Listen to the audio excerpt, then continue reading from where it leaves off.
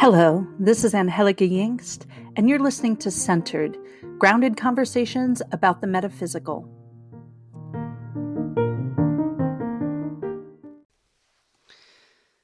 Blessed Beltane or Beltana, if you're Celtic, please don't come for me because I am American. I have roots in other countries, but I was born and raised in America. America. And thus, I do not pronounce Beltane, Beltina, or Beltana, Beltina. So I am Angie Yingst, and I'm here for your Wheel of the Year Beltane edition of this reading. Um, one of the reasons I decided to do this, well, first of all, one of my membership people, the people that belong to my membership group, and you can totally check that on my website, angieyingst.com. If you're interested in getting readings at the full moon, new moon, and the beginning of the month, which everybody's open to the beginning of the month one, but I do ones throughout the month. And I do them at these points on the Wheel of the Year. Now, why do I do that? Part of it is because I am a pagan and I'm an earth worshipping pagan at that. And one of the reasons I feel that using the Wheel of the Year as different points to kind of check in with is because the Wheel of the Year is based on some old festivals that happened at these points throughout the year. So there's 8 points or sabbats or shabbats or however you want to call it that are at differing times. So they're the equinoxes, they're the solstices, and they're what's called the cross quarter. So they're right in between an equinox and a solstice. And these 8 festivals, which is basically what they were tied to agrarian cultures. Now, you can see the same types of festivals that are practiced in different ways in different parts of the world. So, for example, around Samhain, which is sometimes called the Witches' New Year or the Pagan New Year, it was the third harvest festival that honored the dying of the fields, like clearing of the fields, taking everything off the fields. And so there was a lot of ancestral work done, and it was honoring the dead, So at that same time that Samhain's happening, the Catholic Church is also, not at the same exact time, but they've come up with their own Festival of the Dead. They're honoring Dia de los Muertos, or the All Saints Day, All Souls Day. They also, at the same exact time, are honoring. Why? Because it's dark at that time. Now, on the Wheel of the Year, Beltane is exactly opposite of Samhain. So if Samhain honors death, Beltane honors life. And so the cross-quarter holidays, the ones that are midway points, and they're basically midway points in the seasons, okay? So if spring starts on spring equinox, Beltane is 6 weeks in, okay? It's 6 weeks between May 21st or whenever it falls, and May 1st. And then you're 6 weeks until summer begins. Now, that's not how the pagan or the agrarian cultures saw the seasons. They think of this as the start of summer. Why? Because you begin to get that warm feeling. And the height of summer then would be, we call it midsummer, right? You've heard Midsummer Night's Dream. Midsummer would be summer solstice. Why? Because that's the longest day of the year. So, you're at the midway point. So now from here on, you're going to the longest day of the year. And then after summer solstice, you start getting back. It's still summer until Lammas or Lunazda on August 1st. So this isn't supposed to be a lesson in the Wheel of the Year, but these are important things to remember, that this is kind of considered the beginning of summer on the agrarian calendar. And it is basically an earth festival. So we call all of the festivals that mark the equinoxes and solstices solar festivals. Why? Because they're talking about what the sun is doing. And the cross quarter holidays are earth festivals because they honor what the earth is doing. And what is occurring on the 1st of May in the northern hemisphere? Well, blossoming flowers, trees and grasses, and we're planting. We have probably already planted a lot of seeds. The bees are starting to buzz. This is a time of fertility and growth. Now, the reason that, as a earth worshipping pagan, that I like being tied to the agrarian calendars because it ties me to the cycles of the earth. And that's why paying attention to the wheel of the year can be really, really valuable if you're interested in earth medicine and you're interested in connecting with nature, or you're very connected with nature, or your psychic self. Connecting to the cycles that already exist on the earth helps us to, kind of have ease in what we're doing. So there's different work that we do at different times of the year. You don't go fallow on May 1st.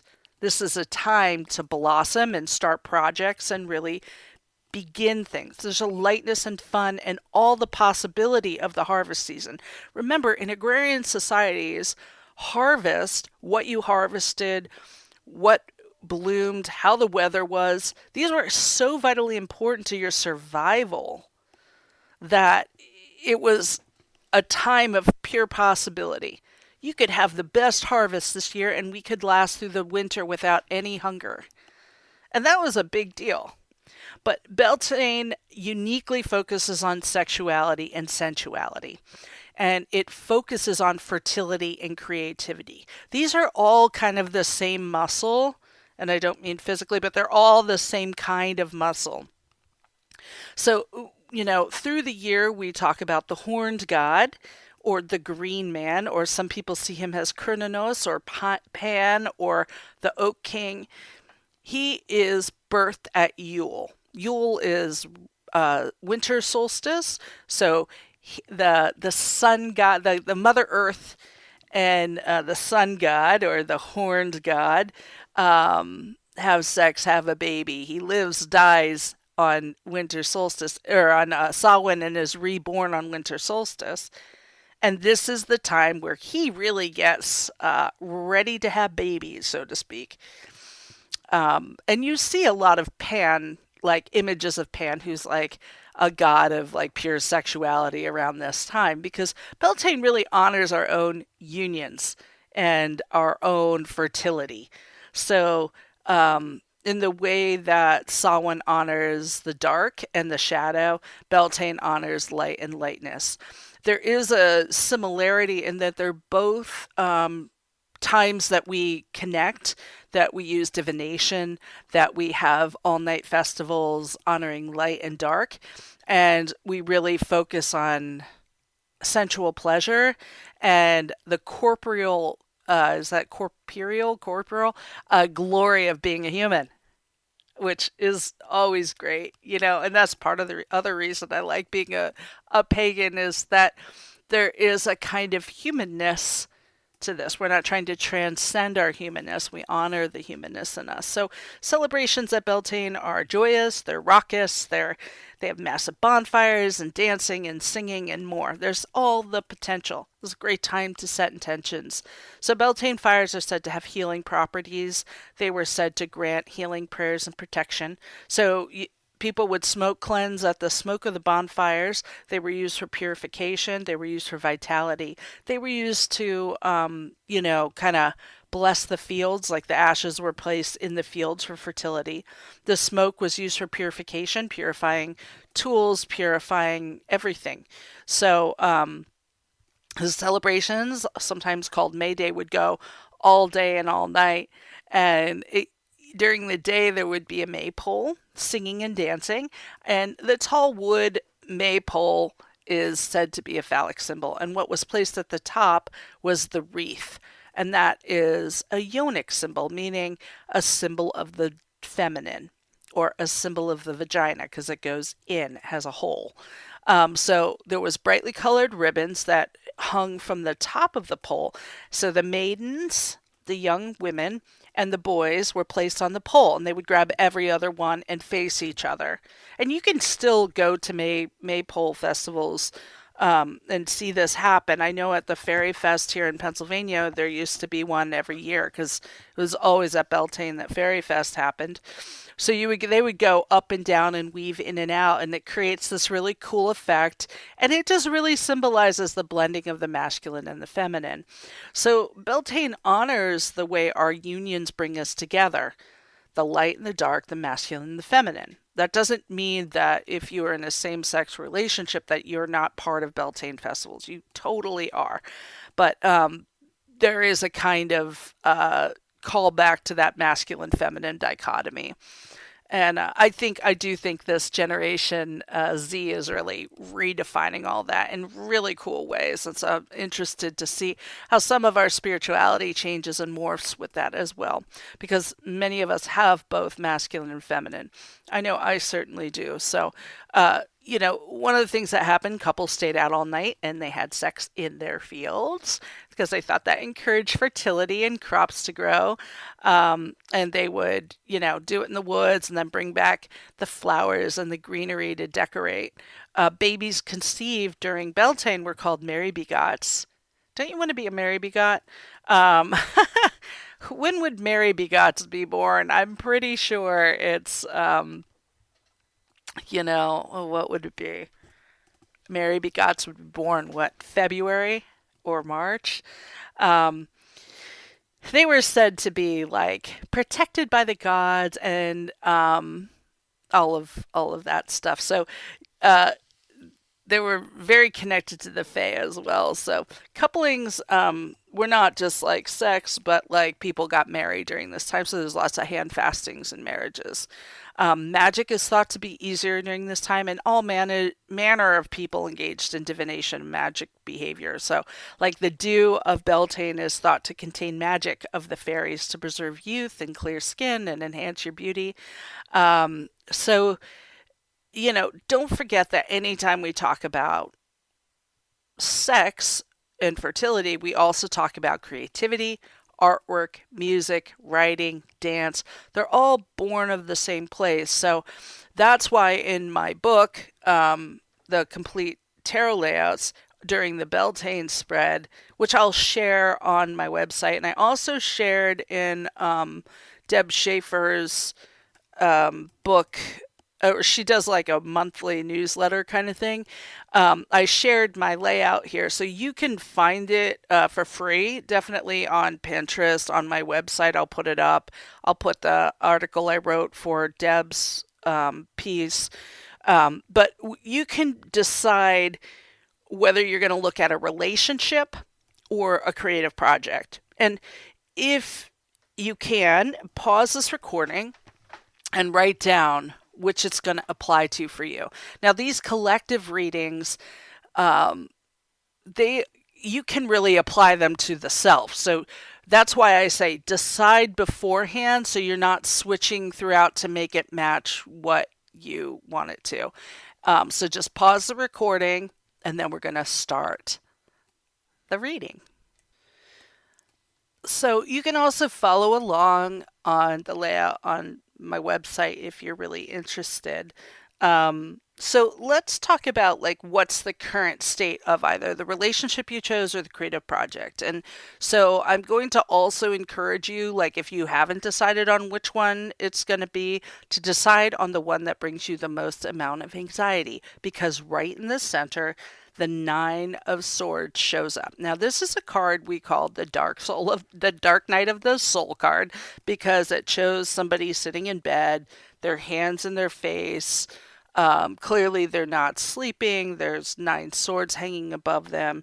This is a card of guilt and shame. Okay, so the current state of the relationship is something that brings you anxiety, guilt, shame, emotions that are pretty challenging. And we think of swords as being centered in the mind, okay, and our perception of things. So we're going to talk a lot about what does that mean as well, because our perception isn't always the truth of what things are. So we're looking at like, where are we? We're looking at the thing that brings us the most amount of anxiety.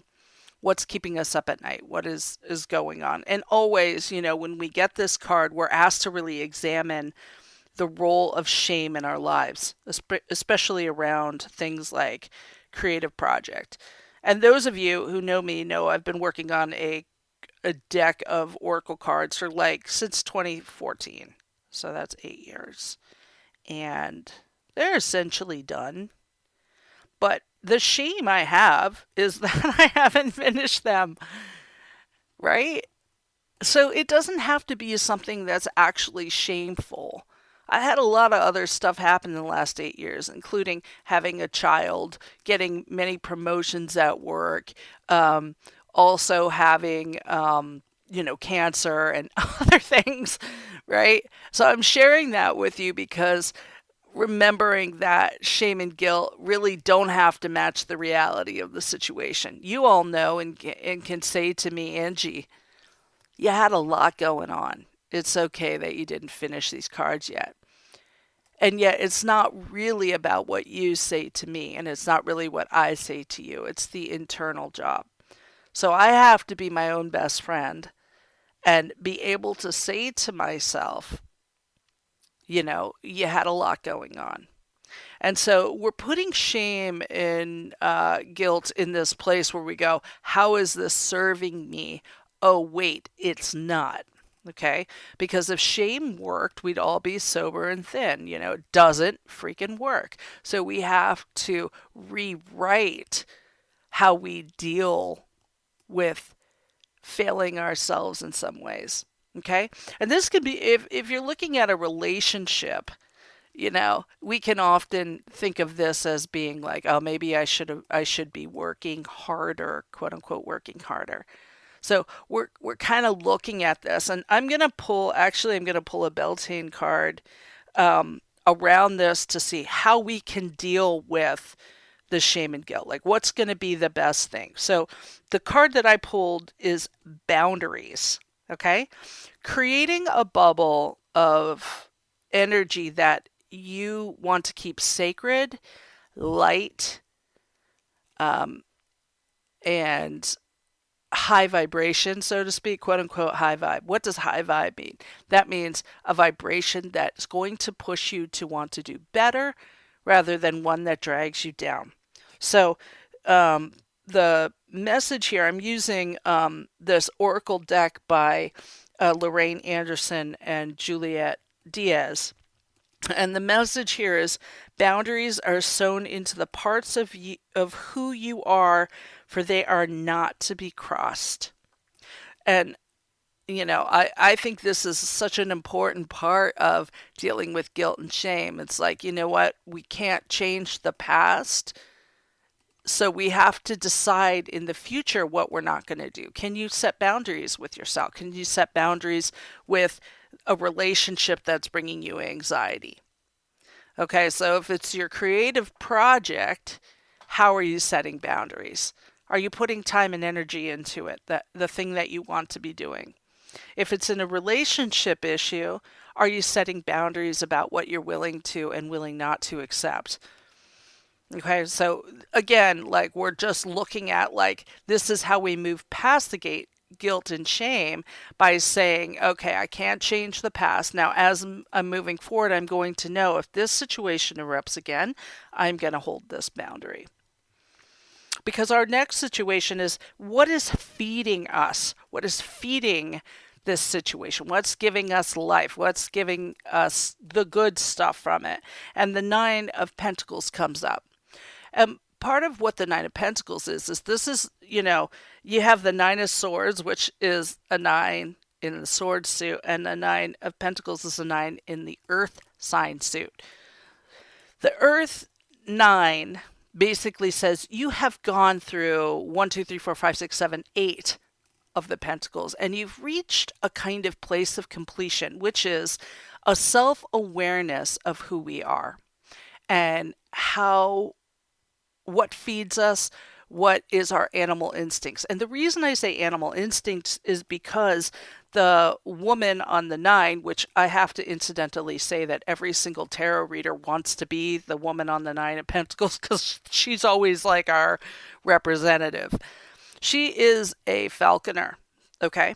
So she has on the big glove and she's holding very elegantly and sexily, I might add, a falcon on her hand. And the falcon is hooded. Okay. So a hooded falcon is, this woman has trained, and the training, if you ever want to read about the training of falconry, you should read H is for Hawk, which is I think by Helen MacDonald, and it's a memoir of falconry. But it is a intimate relationship with an apex predator. Okay, this is one where you build trust. You are basically training them against their instinct to kill an animal that they want. Okay? Why? Because you are feeding them slowly, easy food, things that they're going to desire more than killing. And when they kill for you. Okay? So the animal instincts are tamed and honed and precise. And we do know that falcons and hawks can see for many, it's unbelievable how precise their vision is. So that's another thing. They kind of have that higher vision that comes in. So this is why, all of us who are tarot readers want to be the Nine of Pentacles. She is a very studied person. She has engaged in this process where she doesn't have to work for money anymore because she has a level of abundance and comfortability. And awareness of what she needs, that she doesn't need to do that. So she is engaging in releasing her animal instincts when they're important and pulling them back and hooding them up when she doesn't need them. Okay, so what is nourishing you, your creative project or relationship, is self-awareness. Okay, who you are, what you need, how to get it, getting that laser focus of the hawk on something. So it's juxtaposed with the Nine of Swords right in the center. What is your current state of affairs? Well, there's a lot of chaos in the thinking, and there's anxiety and guilt and shame. And yet what's really feeding you is the fact that you know yourself really, really well. So what are these two things doing? Again, boundaries help you keep that sacred. Okay. So let's look at the next part, is what parts of you are blooming? What parts of your relationship or creative project are blooming? Meaning, what is something that's really looking delicious, right? And that is the Seven of Cups. Now, the Seven of Cups is a card of many choices. And we often get this when we have many directions to go. And I think this is kind of where our guilt and shame can come in a lot, is like, I just have too many choices. I'm stuck by analysis paralysis. And so when you say what's blossoming right now is that you have the luxury of having many, many choices.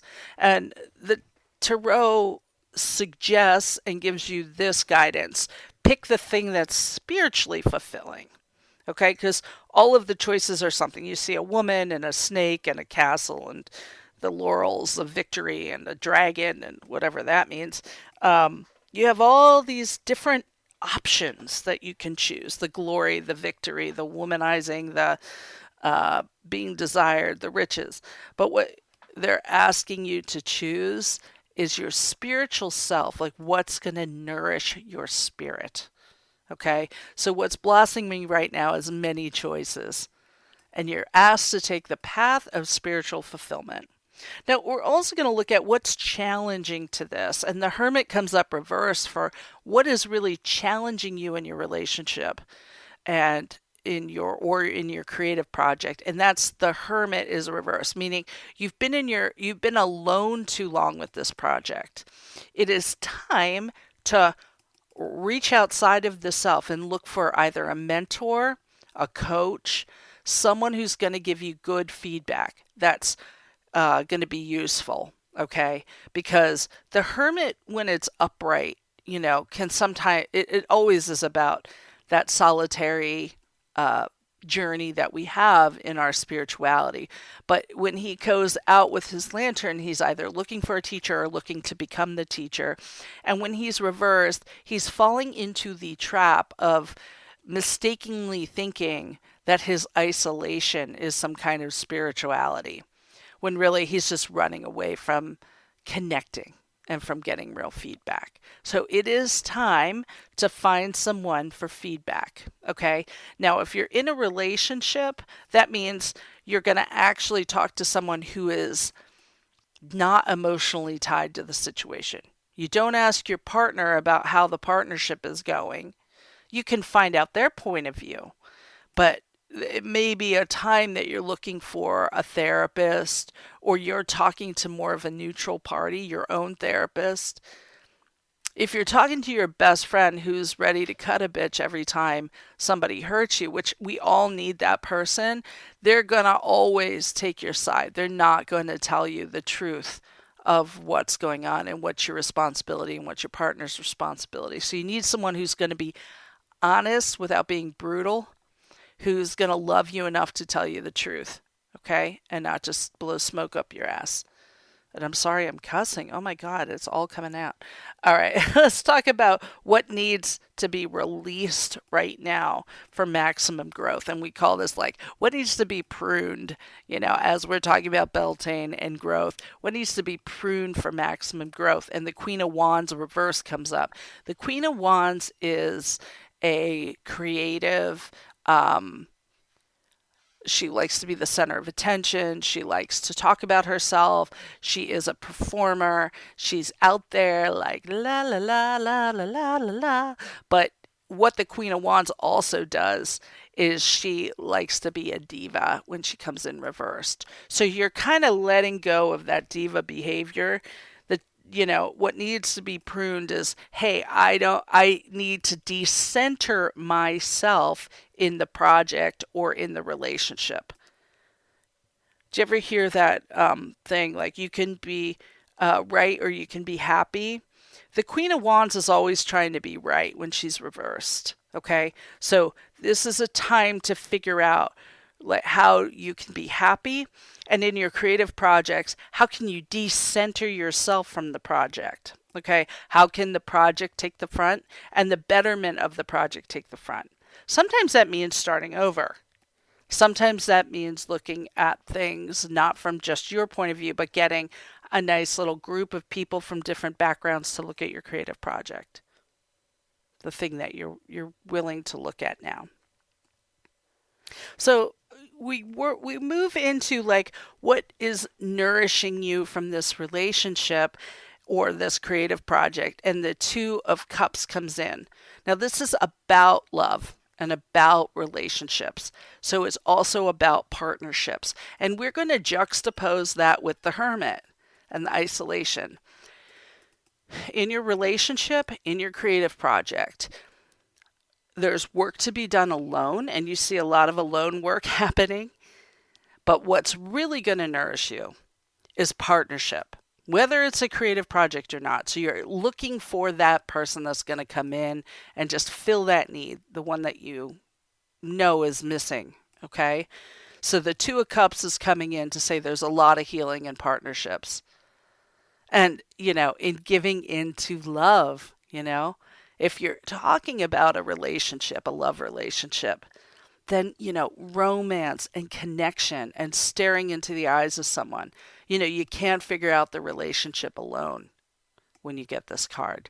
You have to do it in partnership. Because your outcome from this is the Two of Wands. The Two of Wands is a card of holding the world in your hands, like being able to envision a future and knowing just where you want to go next. So there is growth here. It's about moving forward. So I feel like this is a really good time, if you're doing a creative project, to really re-examine everything and get it in line so that you can have maximum growth and kind of go to the next place. So I'm going to pull one more Beltane card from this Beltane deck and just ask you to look at your vision. Okay. And the message here is to find enlightenment, seek nowhere, for it lives within you. So we're doing any kind of psychic intuitive work that you can do would be really great right now.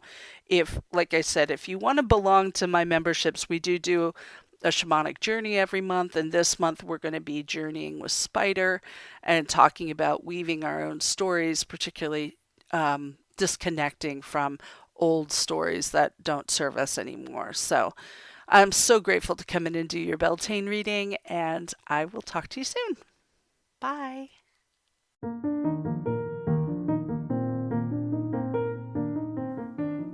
Thanks for listening to Centered with me, Angie Yingst. If you'd like to send me a question or comment about this show or any shows, you can send them to Angie@themoonandstone.com.